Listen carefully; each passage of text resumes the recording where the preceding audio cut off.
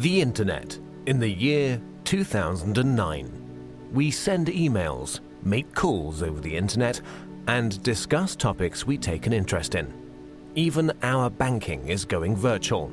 But what we take for granted today was only a vague idea 50 years ago. In order to understand how we got this far, let's go back to 1957, when everything began. Before 1957, computers only worked on one task at a time. This is called batch processing. Of course, this was quite ineffective. With computers getting bigger and bigger, they had to be stored in special cooled rooms. But then the developers couldn't work directly on the computers anymore. Specialists had to be called in to connect them. Programming at that time meant a lot of manual work, and the indirect connection to the computers led to a lot of bugs, wasting time and fraying the developers' nerves. The year 1957 marked a big change. A remote connection had to be installed so that the developers could work directly on the computers. At the same time, the idea of time sharing came up. This is the first concept in computer technology to share the processing power of one computer with multiple users.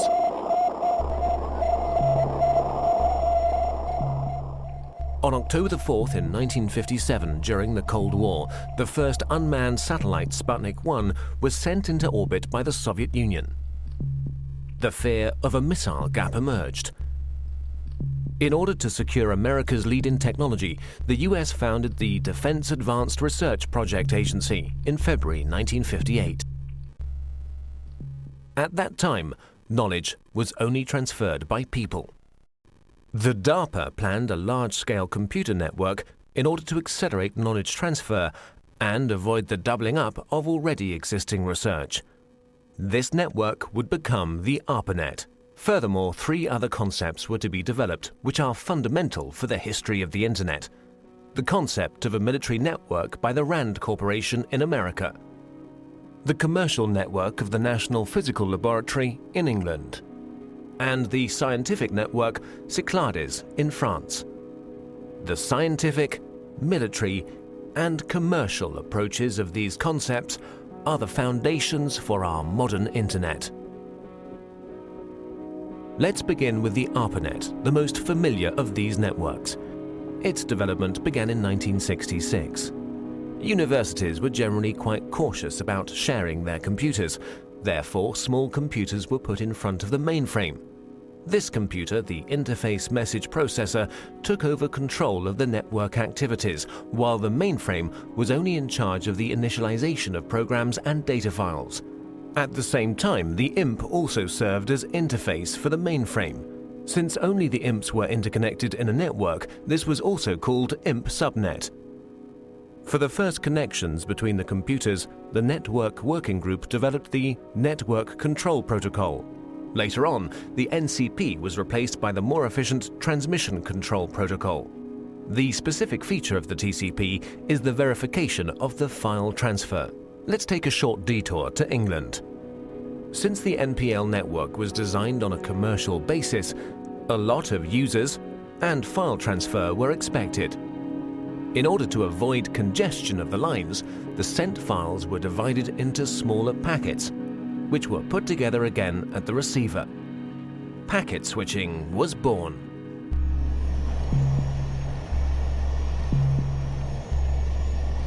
In 1962, American Ferret aircraft discovered middle and long-range missiles in Cuba, which were able to reach the United States. This stoked fear of an atomic conflict. At that time, information systems had a centralized network architecture. To avoid breakdown during an attack, a decentralized network architecture had to be developed, which, in case of loss of a node, would still be operative. Communication still used to work through radio waves. That would have caused problems in case of an atomic attack. The ionosphere would be affected and the long-wave radio waves wouldn't work anymore. Therefore, they had to use direct waves, which, however, don't have a long range. A better solution was the model of a distributed network. Thus, long distances could be covered with a minimum of interference. Another milestone followed with the development of the French network Cyclades.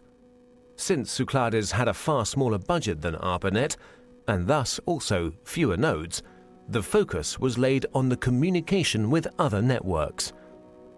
In this way, the term Internet was born. Moreover, Cyclades' concept went further than ARPA's and the MPLs. During communication between sender and receiver, the computers were not to intervene anymore, but simply serve as a transfer node.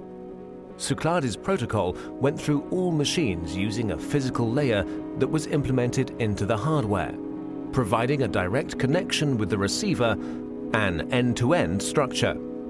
Inspired by the Cyclades network and driven by the incompatibility between the networks, their connection gained in importance everywhere. The phone companies developed the X.25 protocol, which enabled communication through their servers, in exchange for a monthly basic charge, of course. DARPA's transmission control protocol was to connect the computers through gateways. And the International Organization for Standardization designed the OSI reference model. The innovation of OSI was the attempt to standardize the network from its ends, and the channel's division into separate layers. Finally, the TCP assimilated the preferences of the OSI reference model and gave way to the TCP/IP protocol, a standard which guaranteed compatibility between networks, and finally merged them, creating the Internet. By February 28, 1990, the ARPANET hardware was removed, but the Internet was up and running.